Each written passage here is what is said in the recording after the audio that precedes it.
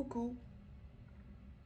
Alors là, on vient d'apprendre tout récemment, puisque chaque jour apporte son lot de rebondissements, s'agissant de ce fameux personnage humoriste, pour certains décadent pour d'autres, Pierre Palmade, bien sûr.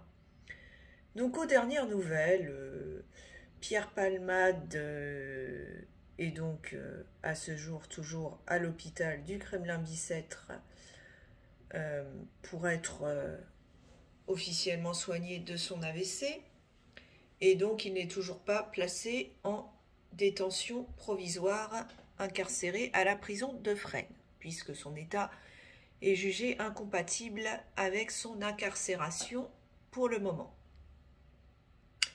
Et donc là, comme évidemment les médias font leur chou gras de cette histoire, qui s'apparente plus à un roman feuilleton et qui satisfait tous les instincts de voyeurisme du grand public, qui éprouve une sorte de fascination face à la chute d'un artiste entre guillemets reconnu, mais avec une certaine notoriété, on ne peut pas le nier, et une certaine aisance financière.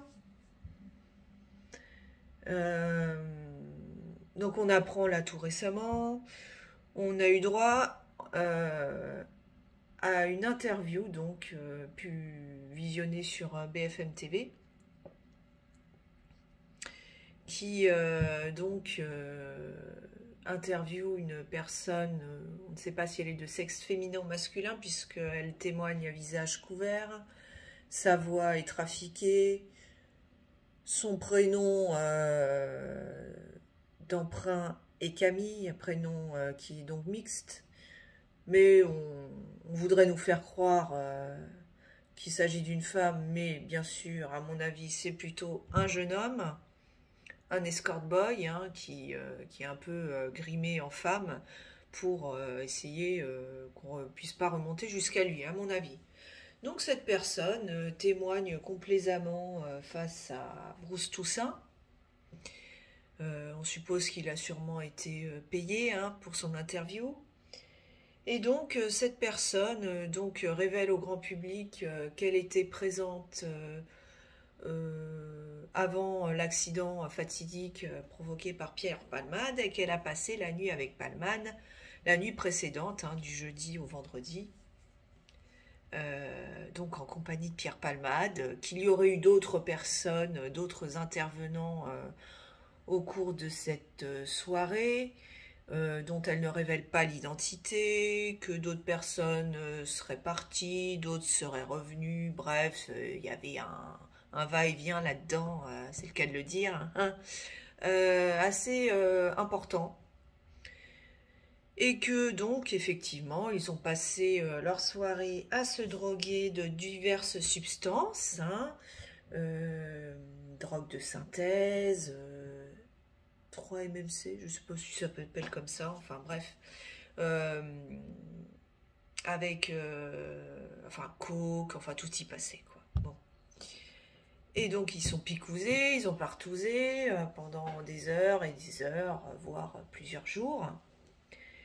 Et donc cette personne explique complaisamment que oui, elle était présente parce qu'elle avait l'habitude de participer à ce genre de soirée avec Pierre Palmade, que voilà, elle était là, que le matin, le vendredi matin, ils avaient fait un petit tour en voiture, c'est Palmade qui conduisait, ils étaient allés à la pharmacie pour aller se ravitailler en seringue pour pouvoir ensuite s'injecter toutes leurs substances.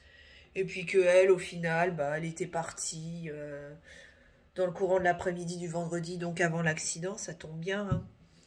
Mais enfin, on peut se poser la question de son implication, comme tous les protagonistes de ces différentes soirées, les participants.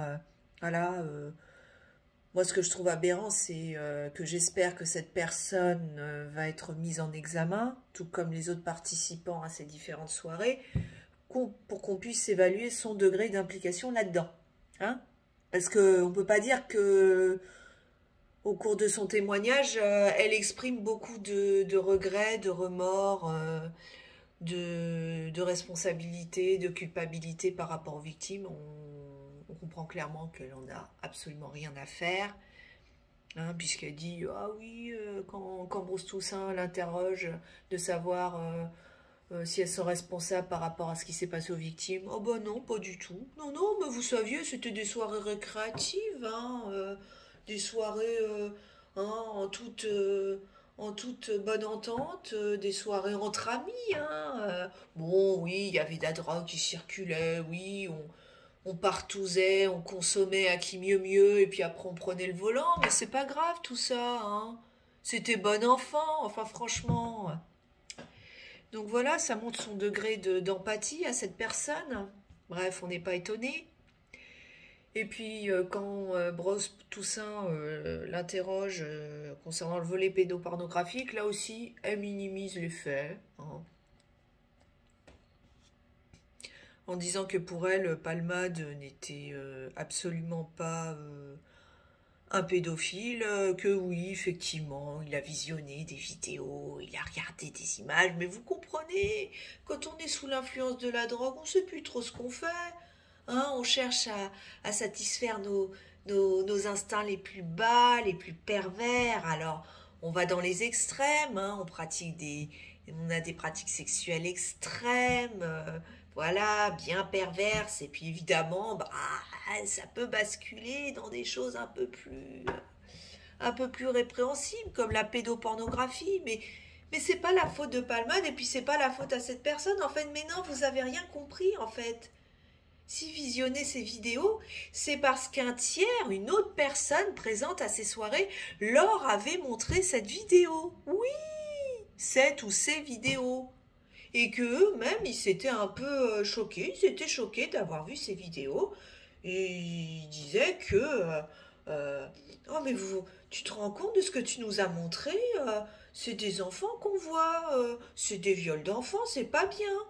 Non, limite à l'entendre, en fait, si ils avaient en leur possession ces contenus pédopornographiques, c'était parce qu'en fait, ils voulaient dénoncer la personne qui leur avait communiqué ce genre de vidéos, mais qu'eux, ils y étaient pour rien. Ah vraiment, non, nous, on est pour rien, hein. Nous, on a vu les vidéos, il est maintenant révélé que Palmade avait en sa possession, donc je sais pas si c'est sur sa tablette, son téléphone ou sur ses ordinateurs, mais il avait apparemment une ou deux vidéos pédopornographiques qui traînaient, hein, mais que c'était en fait juste un ami qui lui avait communiqué ces vidéos et que lui n'avait fait que les regarder en étant outré par ce qu'il voyait. Il était choqué, hein. Le témoin qui est...